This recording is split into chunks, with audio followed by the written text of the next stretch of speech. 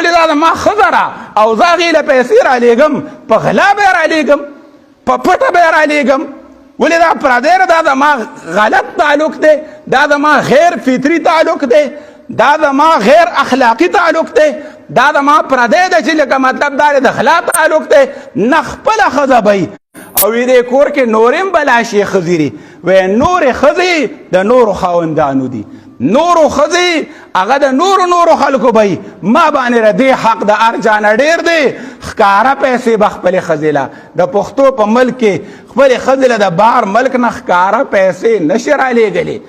بیا د سره بغض کوي، وروڼه نه خفه کېږي، ویا ښځې له پیسې رالیږي. ولکه پیسې وي ټولې ښځې له رالیږي، نو کفر یې وکړو، ولې هندو شو؟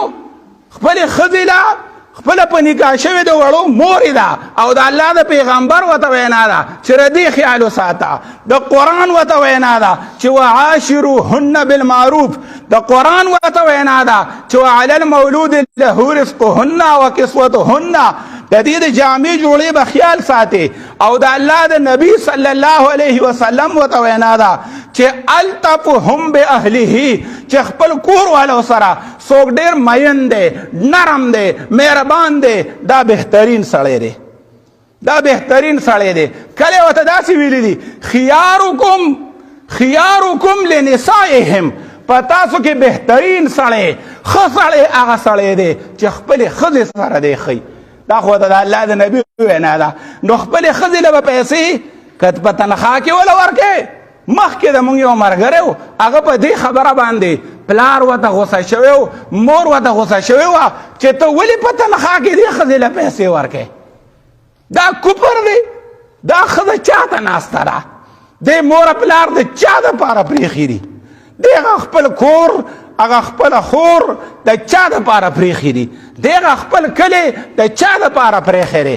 د دې پړه کې ته که ټوله دنیا روانېږي د دې ښځې به دومره پروا نه وي، خو که د خاوند د درد اوري نو دا ښځه به خفه کېږي، دړدېږي. دا ستا دپاره چې ته خاوند دی او تا ته الله او رسول ویلي دي چې د دې خیال وساته. خو زما او ستا دا معاشره چې کوم ده د پښتو نظام دا وایي چې نه دې له به نه ورکې، دا به پلار له راولېږي، دا به ورور له راولېږي او دا به پلانکي له راولېږي، نو هغه به دې له بیا ورکوي، سل به دې له ورکوي، سل به دې له ورکوي، زر به دې له ورکوي. دا هم کور کې وي ښځه ده.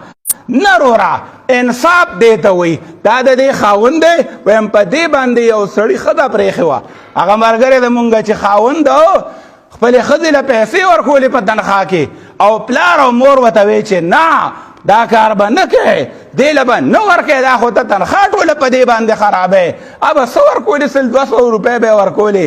وایي دا پرېږده، دا پرېږده او پرېښودم په دې خبرو باندې. نه که د مور او د پلار خبره تاته وي، فرمایش تاته وي او یو اهم وجه پکې د ښځې د پرېښودو دپاره نو ټیک ده، خو که وجه پکې نه او بلا وجه تا ته مور پلار اسې وایي چې اسې پرې د هغې اسې نه راخوښه، کله خو مور پلار دا به چې دې ماله چاپي ونه کړه، دې ماله پلانکی خبره ونه مله. ډېر سخران داسې شته، ډېر سخران داسې شته چې د مالې په خدای قسم انګیندو ته لاس اچوي.